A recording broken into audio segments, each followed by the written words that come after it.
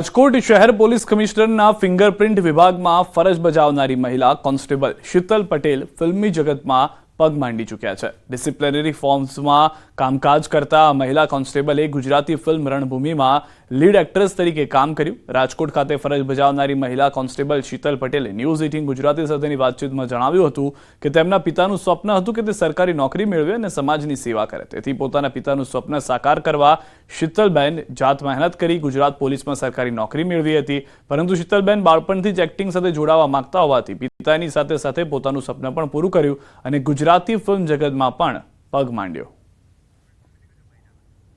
તો જે રીતના બે અલગ અલગ દ્રશ્યો આપ જોઈ રહ્યા છો, એક તરફ તેઓ પોતાની ફરજ નિભાવી રહ્યા હતા, જે જાણકારી છે તે પ્રમાણે ગૃહ વિભાગ પાસેથી તેઓએ મંજૂરી પણ લીધી હતી અને ત્યારબાદ તેઓ આ ફિલ્મના શૂટિંગમાં ગયા અને એની સાથે બંને કામ તેઓએ કર્યા। નાટક, અભિનય આ બધું કરવું ગમે ને અભિનય ક્ષેત્રમાં મારું સપનું હતું કે હું એક દિવસ મારું આ સપનું બી પૂરું કરીશ એમ મારી મહેનતથી।